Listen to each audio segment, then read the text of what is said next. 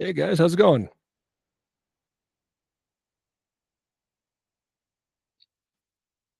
Hopefully y'all can hear me right.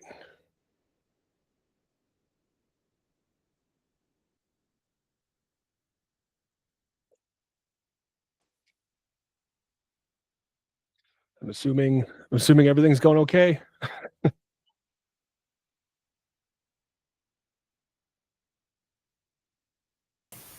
So far, everything's fine. Okay, so far everything's fine. Okay. Yeah, I had a bit of a trap here. I had a long position in my fund money account that got a little trapped yesterday, but we're able to recover decent amount of ground today. Um, Bit of a scary morning, if you're just holding long. I wasn't just holding long, it's like a spread, but still, you're looking at it like, okay, well, bears have spoken today. So, all right. So yeah, let's get rolling here. I do have to wrap up at the 45-minute mark here, or 2 o'clock my time here, to run and go grab my children that don't have jobs and eat a lot of food. All right. So what I wanted to just cover today is kind of like where the equities are going, and also to like touch on some of the metals, because I feel like that's going to be a good trade here. Like if equities flip, then metals should do well. Same thing with just commodities in general. Um, any other questions, comments, concerns? I was going to touch on some option stuff too. Anything you guys want to cover for sure? That's fine. Okay. Yep. All right, rock and roll. Let me share.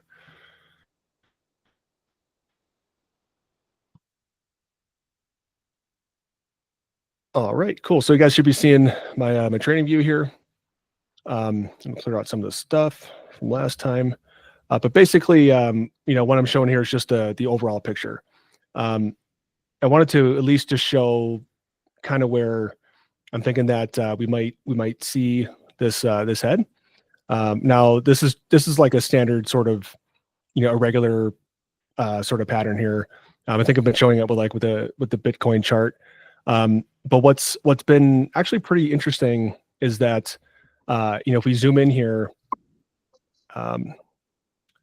hey, thanks for joining. So if we kind of take a look here and just dive in at the normal Nasdaq, because I feel like the Nasdaq is going to lead this time.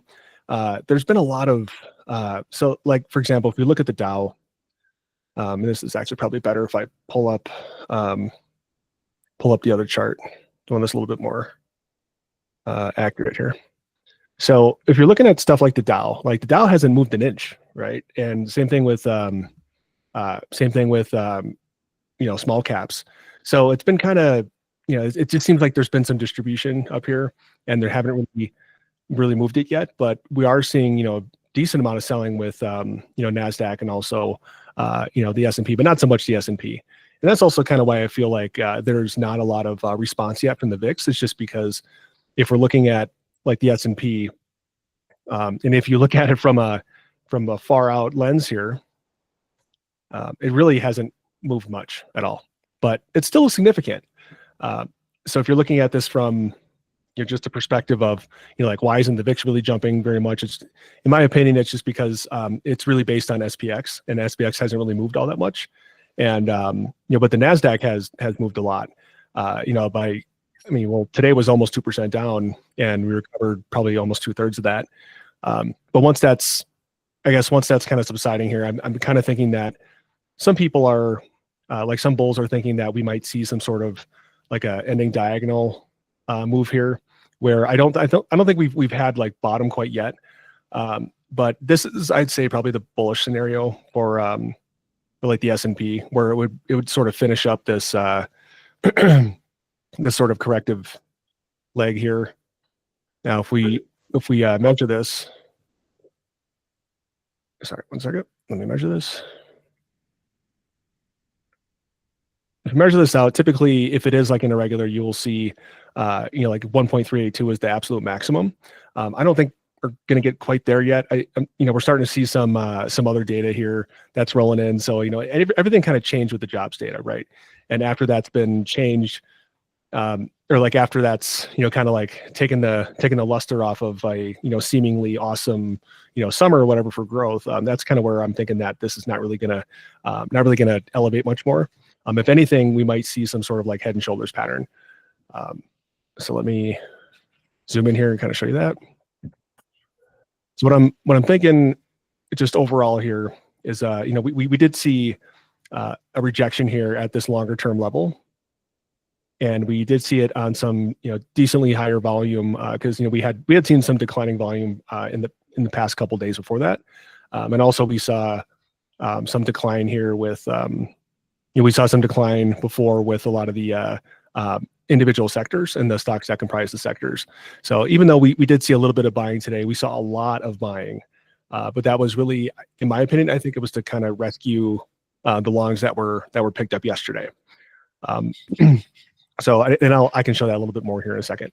But for the most part, with the S&P, I think that you might see like the start here of this longer of this like this 5-wave sort of cycle, which would sort of invalidate this ending diagonal pattern. And to be fair, I think it's gone pretty far, pretty fast. There's always every time you think it's a wave 5, it's gonna roll over. Well, it gets bought up and they make a new high. Well, you can't keep doing that. It invalidates a lot of things and kind of breaks those market internals. So what we're looking for now is really like confirmation of a pivot, not necessarily, buying the dip per se. There is a dip to buy, like, the dip to buy was probably this morning, but the gamma structure below is not very attractive for longs at this time. And I'll go through that here in a second. But overall, I think what's a good way to show this is like if I zoom out and I'll show you, so like flipping back to Nasdaq because that one seems to be leading right now. What I'm thinking here is that we didn't really touch the 0.786 retracement today. We were just shy of it, and in my opinion, that means that it's like it hasn't really been confirmed yet as a bottom. Like back in the back here we saw this 22.9 level.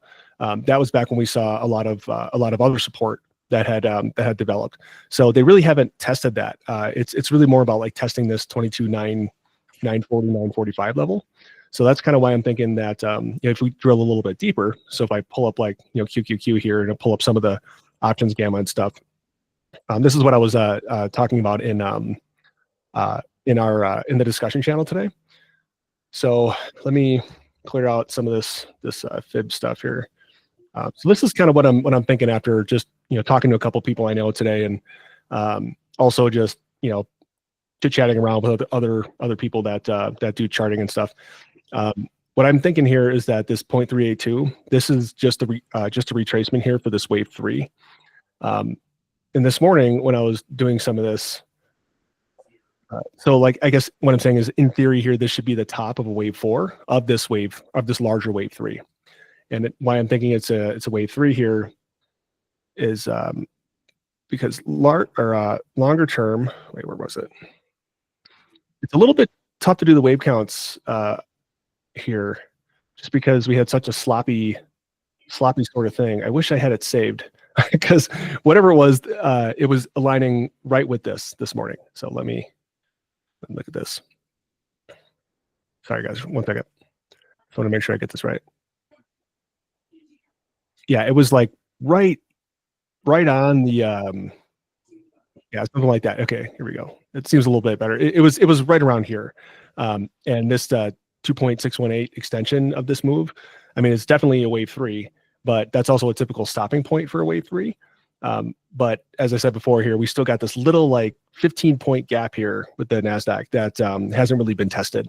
So I'm kind of thinking that maybe the wave 3 isn't quite done yet, and we might see this sort of trapdoor open where the bears sell it down one more time here, and then we have a little bit more of a sustained sort of wave 4 and some more like consolidation. So that's kind of where I'm thinking that it might be right now. Now, I mean, it's kind of like splitting hairs sometimes, especially if you're like a longer term investor. But like, okay, 15 points, whether it's wave 3 or 4 or 3, whatever, if you're not super strong in, wave principle, it doesn't really matter, I guess. To summarize, it's like we may have found bottom, but not quite yet. So hopefully that makes sense. And, if we do have a larger wave 4, that just means that it'll extend a little bit higher. So maybe where, we saw a lot of this, like a lot of this consolidation yesterday, where we saw just a ton of volume exchanging hands right at these lows. So if I pull up like, the hour mark, I mean, we only, we had, all night here with nothing but, very, very tepid buying. And also yesterday where we had the initial drop, and then we had sort of like, bulls trying to catch the knife the entire way down. And if you look at the volume profile, like if you zoom in here, you do get a decent amount of buying up here, but I think it's probably a better and easier way to show it here. Just let it update. So you see here that this is really the telltale sign. So at this 569.30 area, this is where you had a lot of that, like a lot of those gamma levels yesterday that kind of dropped, or at least like the floor, dropped out of all that. So in my opinion, the bulls really want to get back up here to this like 569 area. And if you look at something like the regular Nasdaq, it should show us here. Like you'll start to see more of these like B structure. Sorry, not structure. What am I saying? Like the different volume profiles, like of a B, just mean that there's like a range that you could potentially bounce through. So something kind of like this. So as that range is kind of bounced around here, that's really where you see a lot more of like the distribution. So I'm trying to keep a really close eye on it, because if we have another drop, I mean, that would be great, because that would be another like, maybe like a 1.3% kind of move, where if you went short, you could actually make a decent amount of cash. But I guess, the longer term view here, what we're really looking for is whenever we do have like an actual bottom of this series here. Now, it's a little too early to tell whether it's going to be an official like wave 5 overall, but it certainly looks like it at this time. I've been doing these counts all day, and like the S&P and the Nasdaq, and even like QQQ, SPY, and they all seem to reflect the same thing, that this is like, we had the wave 3 low this morning, but it might not quite be the low. It could be tested tonight or tomorrow morning, and then we could finally have like a sustained sort of rally here. But that sustained rally really won't last too long, I guess you could say, because I feel like, the Dow hasn't followed, and it probably will soon. And same thing with small caps, but also this purple line that I'm showing here. This purple line is the 50 daily moving average. Plus, we also have a very, very large concentration of sell delta up here. So even if the bulls do buy it up just a little bit more to get out of those positions, I mean, there's still just a ton of volume up here that traded hands. So I expect that to be a big level of resistance. So with that being said, if we kind of go back to this, like the different gamma levels, let me pull up NDX, and it kind of I guess kind of coincides up here with you see a lot of this large gamma level at like the 23,400 level, and also this put wall down here, which kind of, in my opinion, is going to act as like resistance instead of support, where it typically would be support, just because we sold right through it. So I'll stop there though. I want to make sure that like people are still understanding what I'm talking about here when it comes to like gamma data and like what that all means. I can show you some spot gamma stuff here in a second, but I just wanted to, because it's a newer sort of view, and starting to use this a little bit more with the analysis. But so far, I mean, I think it's been performing pretty well. With support and resistance points, especially with combining that with volume and fib levels. Like this morning, I think actually worked pretty well with kind of calling out the bottom. So I'll stop there. Any questions about this, like how it kind of works or any of that? Feedback, plates. Okay. Guys, stop talking so much. Really, it's really getting on my nerves here.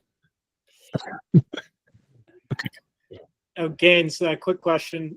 Could you show the longer term or 2 month out how you see the Nasdaq or the S&P? Sure can. Yeah. So that one's I would say let's do like the webinar thing here. Yeah, let me show the daily view. So as I was kind of mentioning before here, we have this really big sort of like ABC pattern. Typically, hold on one second. Let me actually pull up the diagram first, and that'll help. So this sort of flat move here is what I'm talking about. So kind of what I'm thinking is that, I mean, there's still a lot of like liquidity and mania stuff, kind of dominating the markets. But I mean, certainly you can see that there's a decent amount of selling that's been happening over the last couple of days.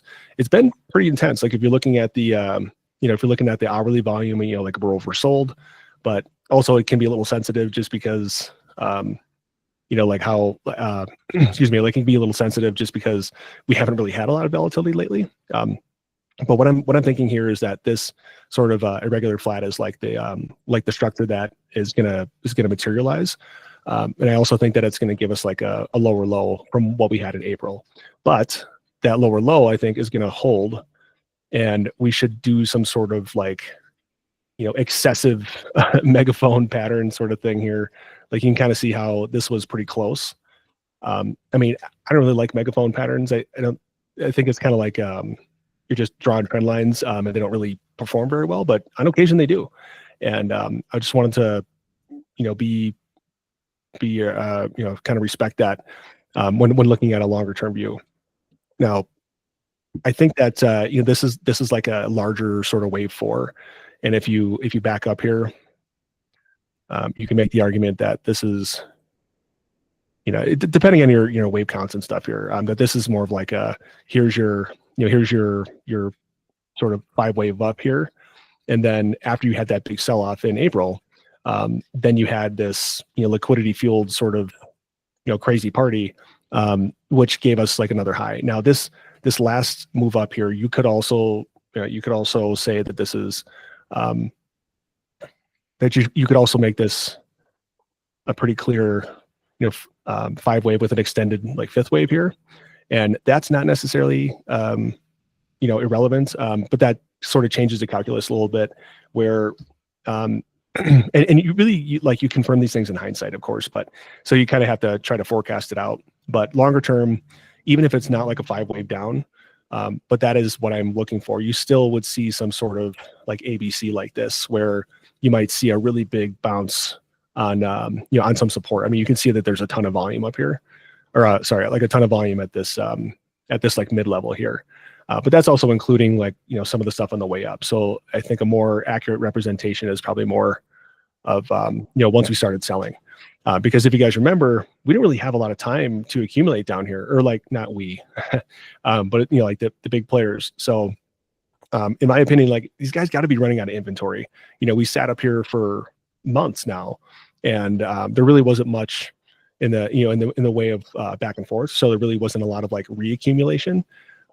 So while retail and bulls were buying into it and so kind of keeping it lofty, there were still these the backdrop of tariffs, and we haven't really had any reprieve from that. So they're in effect, and we have seen that companies have been absorbing most of those cost increases, except for now they're starting to trickle into like we saw that with PPI, right? Like the and that was, I want to say like last week or 2 weeks ago, maybe it's 2 weeks ago, where the PPI shot up pretty high. And that's just, as a result of a lot of these manufacturers absorbing a lot of these like tariff increases.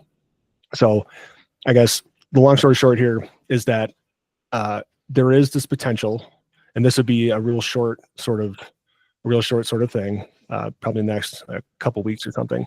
If we did have this where, it just kind of shot up and made another small little high, I do expect this trend line to hold, and there'll be some sort of timing with bad news or whatever, where like bad news is bad again kind of thing. I don't know how else to say it. markets are funny. It's like sometimes you get really bad news. It's like, oh, why are markets up? Nobody knows. And other times when the market's, down on good news, you're like, oh, well, I don't know. so anyways, like I try not to overthink it like that. But I guess suffice to say that this could turn into an ending diagonal where we could have a decent bounce. But what I wanted to stress though is that we haven't really tested the 50 DMA yet for the Nasdaq, and if we also pull up the S&P, it's still pretty far away. So if we are going to have some sort of serious correction, what I'm thinking here is that a lot of people are going to buy the dip when we have this this test of the 50 DMA, and that really is going to kind of be our litmus test here, where if we are seeing 5 waves, and so far I am, we could see this sort of like a leg kind of poke through here, and maybe revisit like these, like the 50 like the 50% retracement level, something like this. But we won't see that all right away. But now that the selling has started, what you're looking for are like these retracements that are at the 0.618 level, or even higher, like the 0.78 768. And if I zoom in with that, I guess I want to show you guys like what to look for, especially if you're like even trading stocks too. Like this is sort of like a universal wave count sort of thing, because if indexes are going to fall like this, then most likely our individual stocks are going to follow the same sort of pattern. So so far we've got this real small sort of ABC looking, this real small like wave 1 looking thing, but I think that we might not be done with it, and we might see something a little bit more like this, which would be I would say probably more appropriate for what the reality will be here for Nasdaq. So kind of like I mentioned in the morning note today, it's like I wouldn't want to buy the dip, at least not yet, because what we still want to see is like that. We did see high volume, yes, but that was right after we had this big collapse this morning. There is not a lot of gamma underneath here, and let me see if I can pull up that chart for you. So if I go to these indices here, I'll type I'll go to like SPY. I think SPY's a decent one. It's got a ton of volume.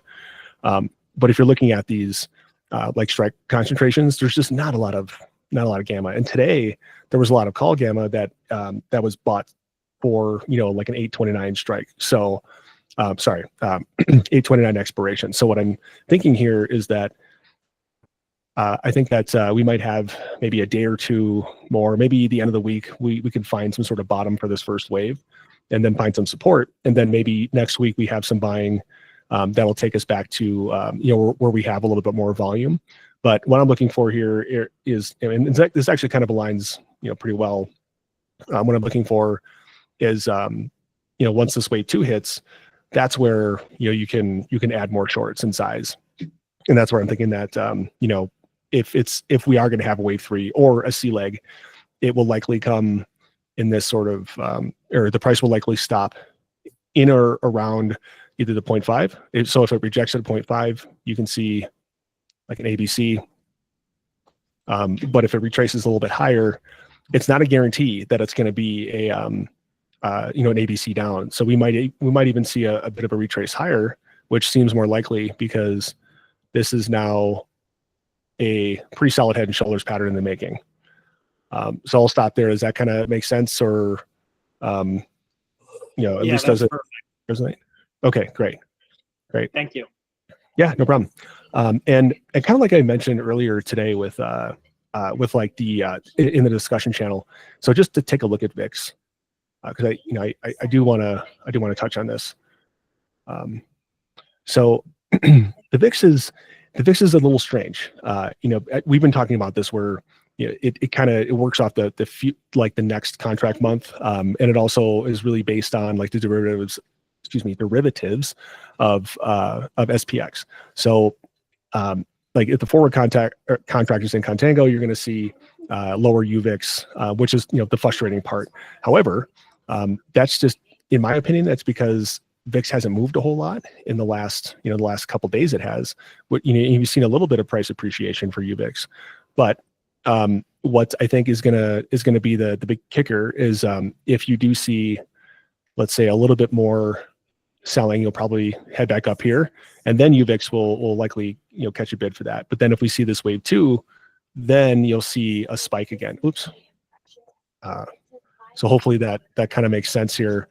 And you can do a little bit of analysis, like technical analysis on UVIX. I had a comment from somebody before, like, oh, I didn't know you could do technical analysis on UVIX. Well, you can, just because there's you have to have some sort of predictability if you're like a market maker for volatility, something like that. Like there's just a lot of different reasons. But suffice to say, like this is still still printing this longer sort of like ending diagonal, right? And I do think that once volatility coils like this, it's only a matter of time before it kind of explodes. And as you guys have seen, we're like right at the top here. I'll just take off all the filters and show you the day. And I mean, to me, this looks sick, like very sick. Like we are about to fall off a cliff here, and we could get one brief reprieve of like a buy up, or so now that like I kind of think about it as like the shot's been fired across the bow. Now everyone's like, okay, wait, crap, we're not just all buying. Now there's actually selling. So like market's no longer on easy mode. Okay, so now what do we do? Well, we got to go recover the longs that we bought yesterday, and we saw some of that today. Kind of recovered 2/3, and we might see another push up tonight. But I kind of think the day ended at the maximum of what we might see for a retrace. So I guess what I'm trying to say here is like we're kind of right at that point where like we I think I know what's about to happen here, but still not sure. Because we need some sort of confirmation. Like I would hate to say like, hey, add a whole bunch of shorts here, and then it just kind of keeps creeping up higher, and then it ends up being a different pattern, like an ABC, and then we end up having like a, another higher high, kind of like we showed with the other bullish position. So in my opinion, what the safer trade is here is so just to kind of pull up what we were just talking about, the safer trade in my opinion is if you want to add like a little bit of a long or something at the sort of support level, there should be different options, like options gamma positioning that I'll mention, of course, that is either supportive of a rally or is unsupportive. So whenever those signals are starting to point towards, hey, it's time to buy the dip, then having a long position will be good. But then, don't overstay the welcome with it, I guess you could say. So, because I do think that, the symmetry is very important at the higher timeframes, and the markets, like we're always obsessed with, at least, I mean, I am obsessed. Clearly, I'm obsessed. But during the day, like we're always kind of really focused on that one single day, and we tend not to step back and take a look at some of the other clues that are left on the table here. And I think that this is sort of like a clue that's been left out, which is like, hey, not so fast. Let's sell it down a little bit more, and then ultimately, like, let's do this wave 2 sort of thing. And it might not even get this high because people might be expecting a head and shoulders. But to me, this juncture is the most important point on the chart in the next probably 3 or 4 months, because this, in my opinion, will either determine whether we head south in a fast way, like a wave 3 can be pretty brutal with selling. Like today, I mean, you saw like a small wave 3, and it was still like, I didn't want to get up from my computer because I was just watching it like, man, bears are crushing these guys today, just on super high volume. And I think that's like I said, it's a shot across the bow, like it's a test case. So they're trying to see like what the buy support is. Today was, in my opinion, a very big representation of what is to come with some sort of, or at least with selling, because dealers are running out of inventory. They don't want to buy at these high prices, nor do they want to hedge at these high prices. So the option structure, I think, is very conducive to falling. So with that being said, let me pull up some of the spot gamma stuff. By the way, I don't think I can use this in the normal channel. Alex has been pretty, he's been pretty, how to say, like, sort of like a licensing thing. Like I can't I can't show it. So I think what I'm going to do is I'm going to post a lot of this stuff like in my the Trading Gains platform, and have a channel for that, because it's really by invite only. So if you guys don't have an invite or to that, or aren't registered with that, all I need is just like an email. You can choose your name to be Dave Lee Roth or something, doesn't matter. But if you want more of like the detailed options analysis, I'm going to have to do some sort of like separate thing for it. And I think it's just more of like a compliance with spot gamma, whatever. But to be fair though, like this is a very, very powerful tool. I've been looking at this for a couple weeks now. And these, like, for example, I copy all the levels every day that they have here. And really it just helps us with identifying support and resistance. And that in combination with volume analysis, fibs and all those sorts of things, I really feel like it's a really good combination. So, and I'm still kind of, learning about some of these things, but like even these signals that they have called Hero, that's where you can kind of see that things are going to be bullish in the afternoon, but it's not exactly nothing's a perfect indicator, of course, but it's sort of like a forward-looking indicator. So, I have a question. No, okay. Okay, so with that being said, I just wanted to take another pause here. Like, how is everybody doing with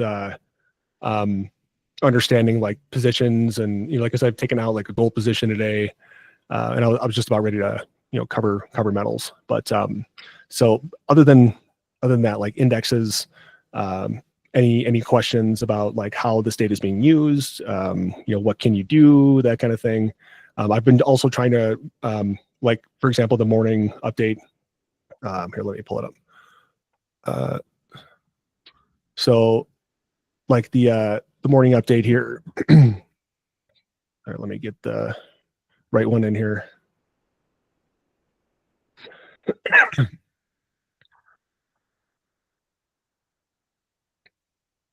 So I started adding some levels with this, and I'm thinking that that's probably better for most people. So like down here, for example, so for equities, I'll do like, key levels for SPY, key levels for QQQ. And this is really based on the options data that's available in the morning. So is this helpful? Like, do you guys want anything else? Like, is it easy to read? Do you need, more information? I mean, it's definitely a sort of a feedback thing at this point. So I can try to refine this and make it easier for you guys to understand. If not, I'll assume it's perfect, and I've read all your minds, and that's great. Getting really good at reading people's minds? Not really. I think I'm going the opposite direction. Oh, cool. All right, I got one smiley face. That's good. That's good. Question. Still got it, man. All right. So let's. I got a question. What was that? Sorry. Go ahead. Is the spot gamma and what you post in the morning, is that relevant to something like MSTR and micro? Yeah, it's a good question. So I kind of think about it as like all ships rise and fall with the tide. So if you have a lot of equity selling, then most likely you're going to have equity selling across the board. If we pull up something like MSTR, yes, it does have good data for that. And if you look at MSTR here, it's pretty much here. Let me pull up the other chart. It's pretty much played out according to the chart pretty well. Okay, perfect. And what was your name? There we go. I get too much crap open, guys. That's the problem. So, for example, like I've been showing this chart for quite some time now, and it's been like sometimes these B waves can be a little tough to understand. But if we do have, or sorry, not tough to understand, but like they could come at any point, right? So you could see something stupid like this, and it when it looks like it's almost done, selling at this point. So like I still think that we might have a little bit of recovery, but if the options data for Nasdaq and S&P are unsupportive of something like that, then I'm definitely not gonna like add a hedge, if that makes sense. Like you could go into the equity hub and you could type in MSTR, and that would give you a decent view of like where the price points are. But for the most part, like there can be a little too much information if that kind of resonates with you guys.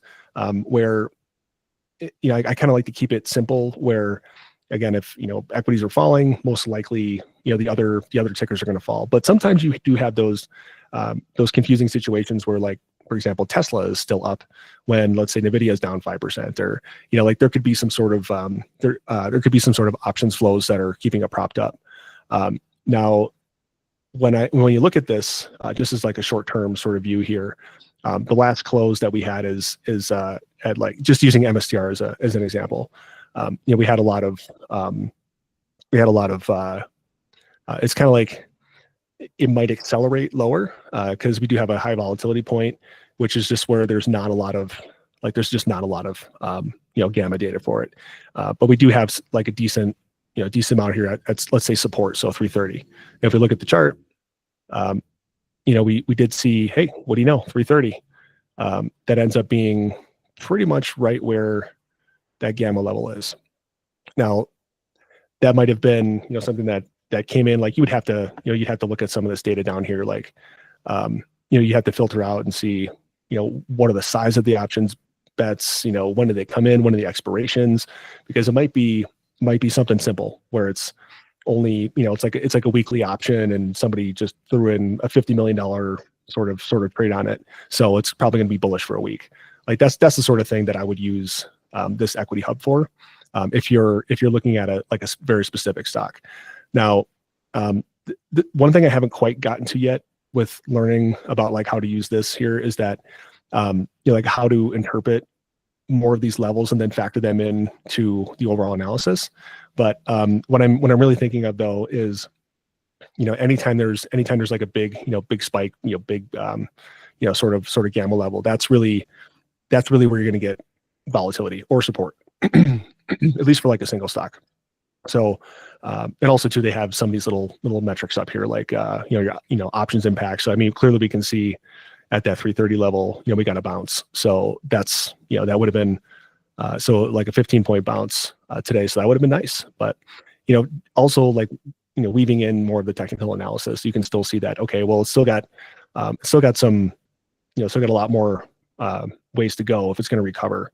Like we got the 200 slightly above here, and then the 50, which is going to be keep pulling down here. But and also just kind of looking at the charts, like we could have a more sustained rally, but not if the Nasdaq and S&P are gonna fall. Now, since it's more, I'd say closely tied to like Bitcoin, it can track really, really close, but I still think that crypto is not really a hedge for equities. I mean, bond traders aren't buying crypto because they want higher interest rates or something like that. Like, crypto is more of like the speculative ventures, and that's kind of where I think that we'll see that probably in the next couple of months. So, like, let's say equities go down and crypto goes down, well, then there you have it. That's sort of your litmus test, where we've had a lot of fund flows into crypto. We've had a lot of new ETFs. So it's really taken a lot of liquidity out of the system, and that's probably at the detriment of equities, really. But once you take out liquidity from the system, everything should fall, and then you should have more of those defensive plays like buying bonds. Okay, so hopefully I answered your question there with MSTR, and sort of like how it might translate to other different stocks you're looking at. Yeah. If not, I was going to switch to metals here quick. Good. All right. Okay, so let's take a look here at gold. I'm thinking here that gold's kind of getting ready to do something.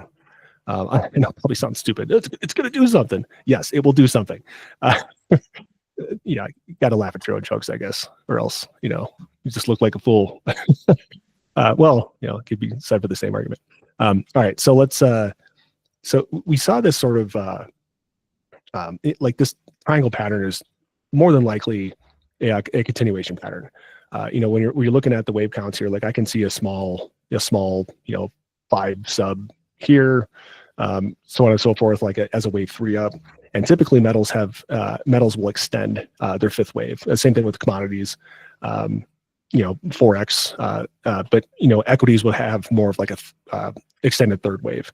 It's kind of a weird concept, but still something that we need to be aware of, especially if we're going to go long with something like let's say gold. In my opinion here, we've got a lot of look at the orange line down here. Really, I mean, it's not meant to be interpreted by everybody, but suffice to say that it's just money flowing in to gold. You can also see the RSI that's corresponding. It's really like a derivative of the RSI, but if you can see a huge jump in fund flows, then you can make the determination that traders are piling in. So combine that with some options data, with like let's say GLD or whatever, you can kind of get a good stew going of kind of figuring out like what's about to happen. And yesterday I was saying that it might sink a little bit lower. It definitely went below the bear target, but this 33.44 target is not so far off. So I guess technically we might have another little sell here. Oh, sorry. Let me do this. These are my live charts. I don't want to screw them up too much. Okay, so it's the same, pretty much the same fib. So you might see something like this, where it goes down to test this trend line, and then ultimately, do some sort of like 3-wave up here. But there will need to be some sort of catalyst with that. The gold's not just going to rally 100 points for no reason like the Nasdaq does. There needs to be some sort of catalyst. So what I think is going to happen here is that if the Fed cuts rates, like that is the signal that the economy is slowing.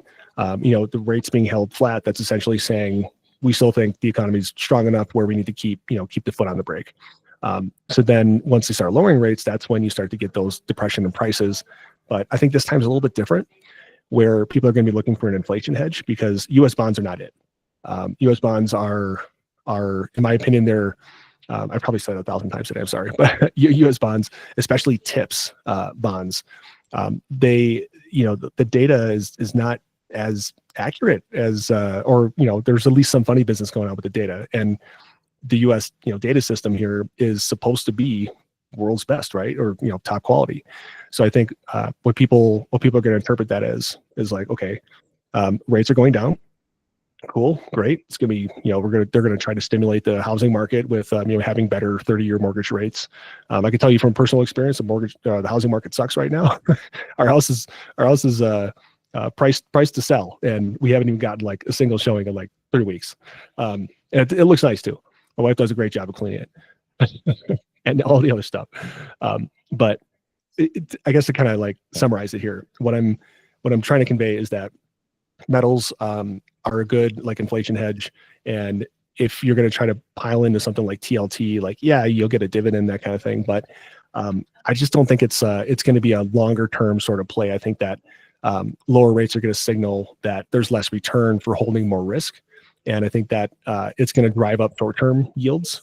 And even though like Treasury's trying to put pressure on it to lower their short-term yields, because they know they're going to try to force a rate cut for the 30 years. But I think that's kind of what they're doing. So like the Treasury yield curves they have like reverted to normal, but you're going to start to see more of like a spread between the different like the different years, and that can have a unintended downstream impact here. But the good news for metal traders is that gold has had this, or we did just had just decent pullback here, and it kind of looks like the sell volume's drying up. And like for example, once you see, so I always talk about a divergence, right? Like a divergence when equities are high, volume is low, then there's your divergence. But on the flip side with selling, once you get that convergence of volume and also the convergence of price like this, that typically means that sellers are running out of ammunition. Or they're running out of shares to sell or dump it or whatever, and more than likely they've been buying along the way. so for example, like you buy and accumulate down here, you drive up the market, and then you sell it down, and then you keep selling until you're able to reaccumulate. But just kind of like combining this together with some more of like the macro pictures, that's kind of what I'm thinking is going to impact gold here soon. And same thing with like silver. This chart's a little cluttered, sorry about that. But silver had a nice little like B wave pullback, and I think what we might see here is like I mentioned before, we might have this sort of extended fifth wave. I'm starting to feel like Alex here. He's always got the waves up and to the right. So, I mean, just illustrative purposes here. But if it doesn't end up materializing like this, you should at least see some sort of appreciation to maybe like 39.5 or something like that. So I'll also just cover like oil real quick. So oil and gas have been a little weird. I think with the meeting with Putin and everything, they're trying to keep the prices manipulated here. Plus also like the gasoline demand is low, so that's also been a headwind as well for oil. But I think that it's going to get close to a bounce point here, and what I'm planning on doing is closing my short position. More than likely, I'll have to take a bit of a loss on that. But the good part though is even if it's like they're not going to give it away. Like even American producers can't make any money if oil is lower than like $60 a barrel, or 61 or 2 or whatever it is. Don might know a little bit more about that. But yeah, long story short here is I think we might like even if we do see like a wave bounce, something like this, that's kind of why I wanted to close the shorts, because then we could essentially ride the next wave up, and then if we needed to re-add the shorts, we could do that. So it's sort of like I'm holding onto the hedge because it looks like it's going to drop a little bit more. But once it gets closer to the 60 mark in this fib level, this 0.786, I think we'll see some sort of bounce here with oil and also with gas. I think gas is this one's getting real close here. I've got some alerts here. I don't know if I'm going to add another unit. I probably won't. But I still think that gas has got another jump up here coming, because seasonality is going to start to tick up here once we get to September and October. Once we see some of that demand. All right, so that kind of does it. Any questions, comments, concerns? I got a couple minutes. Everybody had a great time? I had a great time. Yeah, I'll get better jokes. Some decade. Yes, Mr. John. So just two comments yet. With the rates on the yield curve, everything I've been hearing from people talking is that if they raise, even if they lower a quarter point, the yield curve is going to steepen. So the 2-year is going to come down, but the 30-year is not going down. Yeah, it might. Let me pull up the chart for that. I have where is it? Here we go. Got a nice little new colorful chart for you. So did you like, what do they think is going to drive that? Because I mean it's certainly a possibility. Well, just the fact that the